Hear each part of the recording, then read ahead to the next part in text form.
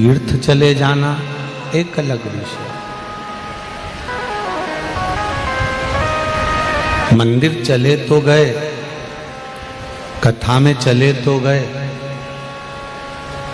तीर्थ चले तो गए, पर वहां अपना ये हृदय, अपना दिल, अपना चित्त, अपनी वृत्ति, अपना मन यदि भगवान से नहीं लगाया तो फिर मंदिर जाने से या कथा में जाने से या तीर्थ जाने से कौन सा फायदा है।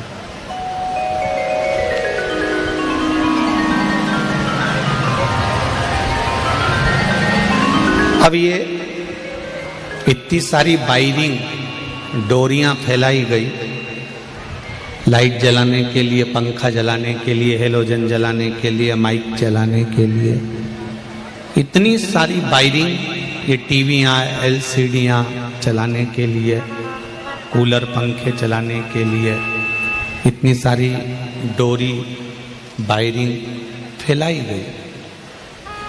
खूब लंबी वहां तक वायरिंग करी गई, डोरी फैलाई गई, पर उस डोरी का कनेक्शन यदि प्लग से नहीं जोड़ेंगे तो इसमें करंट आएगा क्या? बोलो तो जम के नहीं आएगा। प्लग में ये वायर का कनेक्शन जोड़ा तो करंट आना चालू हुआ। करंट आया, पंखे चले, लाइट चली, माइक चला, कूलर चले।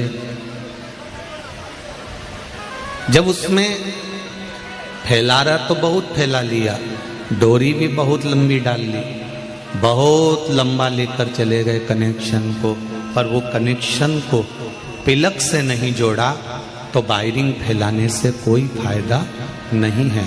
उसी तरह तुम मंदिर भी चले गए, लोटा भरकर पानी भी ले गए, पूजा की थाली भी ले गए, 5 दिए 6 दिए रखकर भी ले गए, भगवान शंकर के मंदिर में बेलपत्र भी ले गए, चावल का दाना भी ले गए, शिव महापुराण सुनने के लिए भी चले गए, तीर्थ में दर्शन करने के लिए भी चले गए, पर आपका मन, आपका चित्त, आपकी वृत्ति, आपका दिल, आपका हृदय अगर भगवान से, उस भगवान के स्वरूप से, उसके पिलक में ये मन अगर नहीं जुड़ा तो फिर काम भी नहीं हुआ, ये निश्चित है। पंखा नहीं चला, लाइट नहीं जली। इस मन को परमात्मा से लगाना पड़ेगा।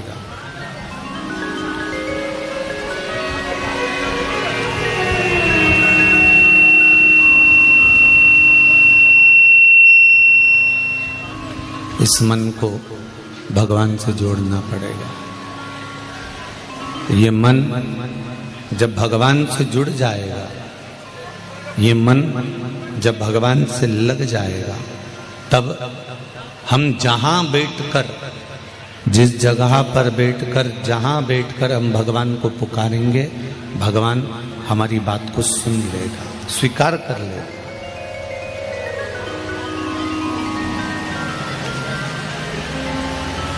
शंभु शरणे पड़े मांगूंगा दुख काटो दया करी दर्शन आपको, दया करी दर्शन आपको। आप जहाँ बैठेंगे, जहाँ भगवान को पुकारेंगे, जिस जगह पर बैठकर, बेस कम कर दो, जिस जगह पर बैठकर हम परमात्मा को पुकारेंगे, जिस जगह पर बैठकर हम भगवान को पुकारने का कर्म करेंगे, फिर भगवान सुन लेगा, भगवान स्वीकार कर लेगा। फैला रहा, बहुत फैलाया, मंदिर तक भी पहुंच गए, कथा तक भी पहुंच गए, पर दिल भी तो लगना चाहिए। पिलग में वायर भी तो जुड़ना चाहिए।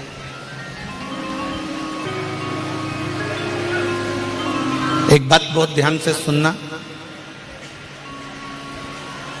कई लोग कहते हैं गुरुजी हमारा बहुत कठिन समय चल रहा है, बहुत दुख का समय चल रहा है, बहुत तकलीफ का समय चल रहा है। गुरुजी हमारा बहुत कठिन समय चल रहा है, बहुत दुख का समय, बहुत कठिन समय।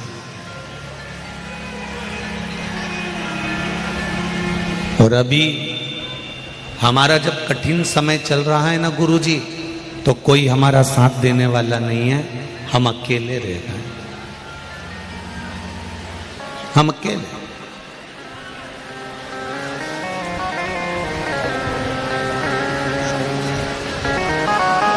एक बात अच्छे से समझ लो,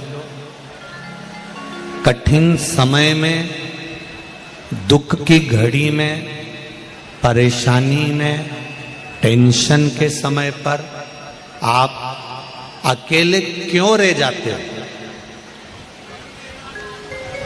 परिवार साथ क्यों नहीं देता? कुटुंब साथ क्यों नहीं देता? रिश्तेदार नातेदार साथ क्यों नहीं देते?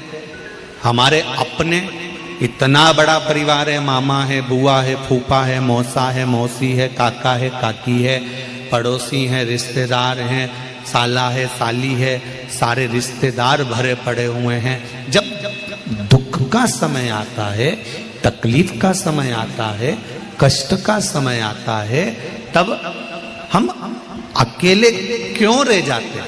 हमारा परिवार अकेला क्यों रह जाता है?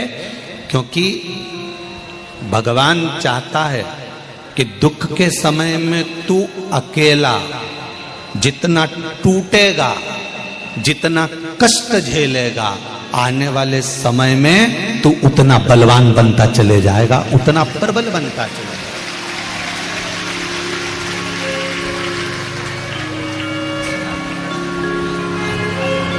कुम्हार मिट्टी को लेकर आता है, कुम्हार मिट्टी लेकर आया, उसको लातों से खूब रौंदा, खूब।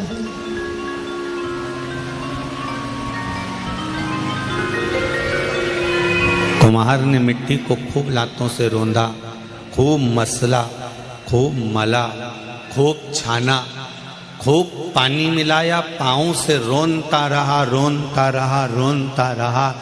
मिट्टी को भी लगा कि मैंने क्या कर दिया ऐसा जो मुझे इतना रोंदा जा रहा है।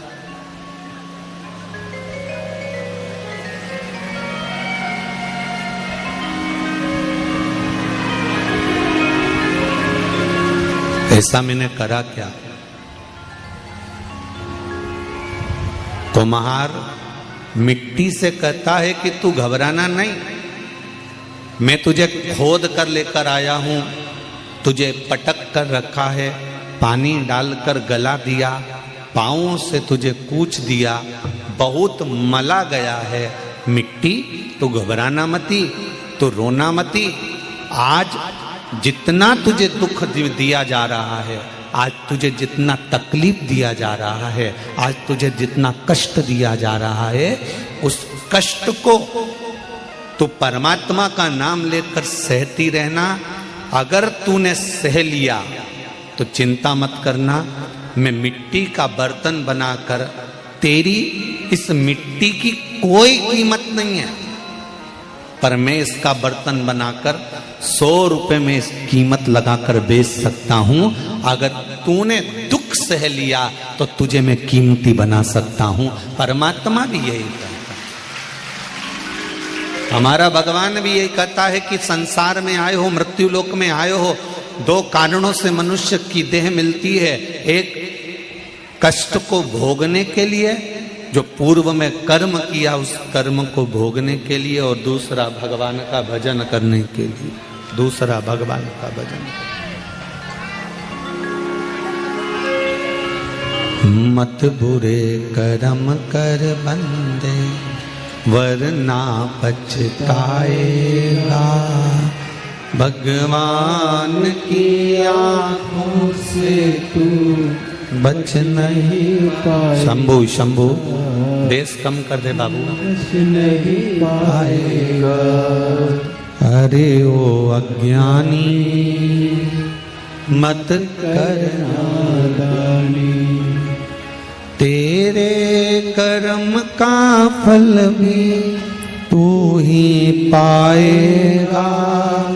जैसा किया तूने तेरे आगे आएगा। मत बुरे कर्म कर बंदे, मत बुरे कर्म कर बंदे, वरना पछताएगा। भगवान की आँखों से तू बच नहीं पाएगा। तू बच नहीं पाएगा। महाराज, हमारे कर्म को हमको भोगना है, हमारे दुख को हमको भोगना है, हमारे कष्ट को सारे रिश्तेदारों से, कुटुंब से, कबीले से, परिवार से, नातों से, सबसे पहले हमको दूर करता।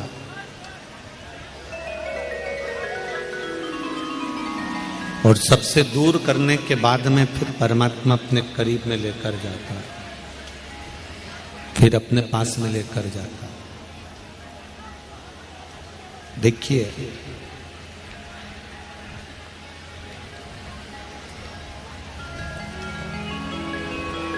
संसार बंधन में बांध रहा है और भगवान बंधन से मुक्त कर रहा है।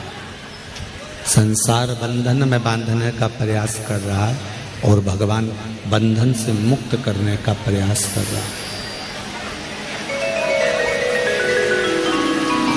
जब माता के गर्भ में आए तो गर्भ में बंधे हुए थे, बड़े हुए तो कर्तव्य में बंधे हुए थे, फिर और अवस्था बढ़ती गई तो आसक्ति में बंधे हुए थे,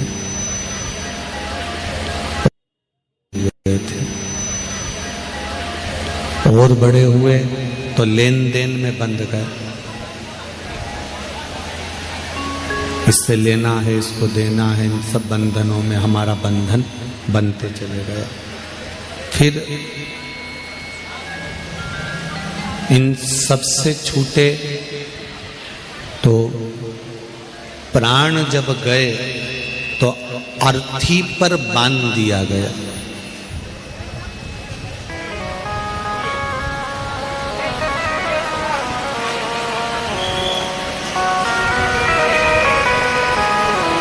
माता के गर्भ से जो बंधन चालू हुआ है, माता के गर्भ से जो बंधना चालू हुए, तो मरते दम तक, आखिरी के समय तक भी अर्थी पर भी बांध कर भेजा गया है कि तुम बंधन से मुक्त नहीं हुए।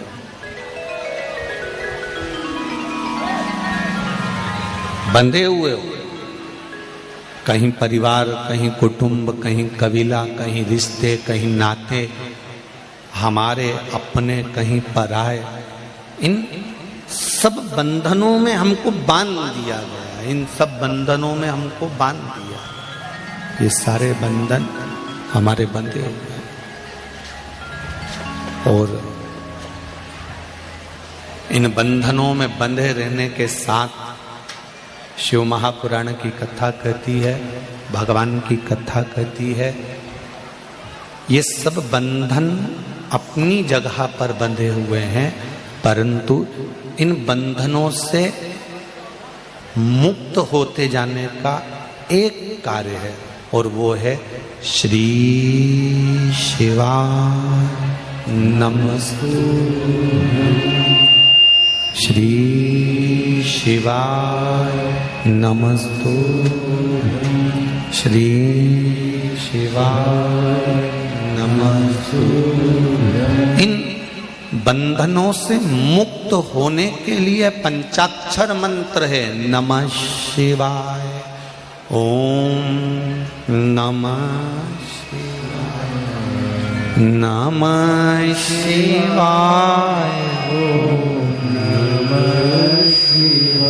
इन बंधनों से मुक्त होने के लिए पंचाक्षर मंत्र है, इन बंधनों से मुक्त होने के लिए षडाक्षर मंत्र है, ओम नमः शिवाय। इन बंधनों से मुक्त होने के लिए राम नाम है, इन बंधनों से मुक्त होने के लिए कृष्ण नाम है, इन बंधनों से मुक्त होने के लिए द्वादशाक्षर ओम नमो भगवते वासुदेवाय है, इन बंधनों से मुक्त होने के लिए परमात्मा का नाम है।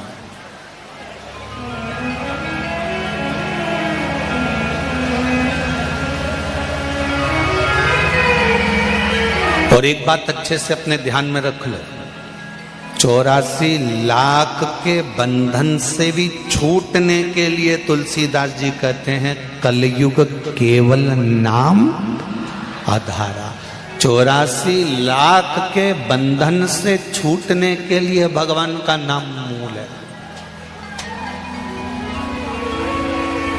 परमात्मा का नाम।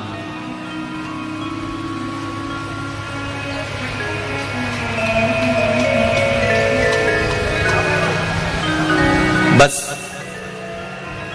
थोड़ा दिल लगाना पड़ेगा, थोड़ा मन लगाना पड़ेगा। परिवार में रहकर मीराबाई ने कोई वानप्रस्थ लिया था। मीराबाई किसी जंगल में गई थी, मीराबाई ने कोई झोपड़ी बनाकर रहना चालू करा था, मीराबाई ने कोई अपने परिवार को छोड़ दिया था। ना मीराबाई ने परिवार छोड़ा था, ना संत नामदेव जी ने परिवार छोड़ा था, ना रामकृष्ण परमहंस जी ने परिवार छोड़ा था, ना तुकाराम जी ने परिवार छोड़ा था।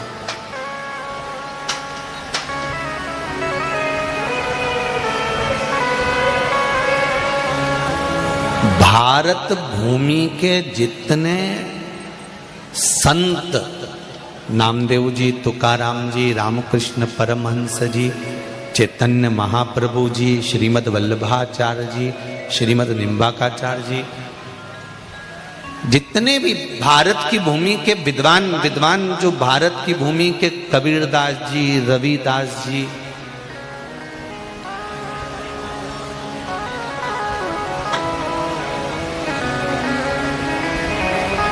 सूरदास जी, कुंभन दास जी, भारत की भूमि के जितने विद्वान संत हुए, इन संतों का चरित्र उठाकर पढ़ना। इन्होंने अपने परिवार को नहीं छोड़ा था, छोड़ा था परिवार को। इन्होंने किसी जंगल में जाकर झोपड़ी नहीं बनाई, इन्होंने परिवार को छोड़कर कहीं तीर्थ में जाकर नहीं रहे, ये परिवार को छोड़कर किसी नदी के तट पर जाकर नहीं रहे।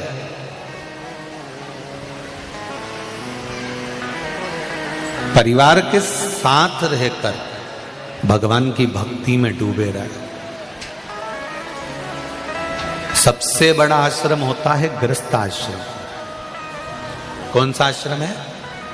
गृहस्थ आश्रम। परिवार में रहो, कुटुंब में रहो, रिश्तेदारों में रहो, और भगवान कहते हैं इन सब के बीच में रहकर मेरा भजन करते रहो तो मैं तुम्हें जल्दी से जल्दी स्वीकार कर लूंगा। परिवार में रहकर भजन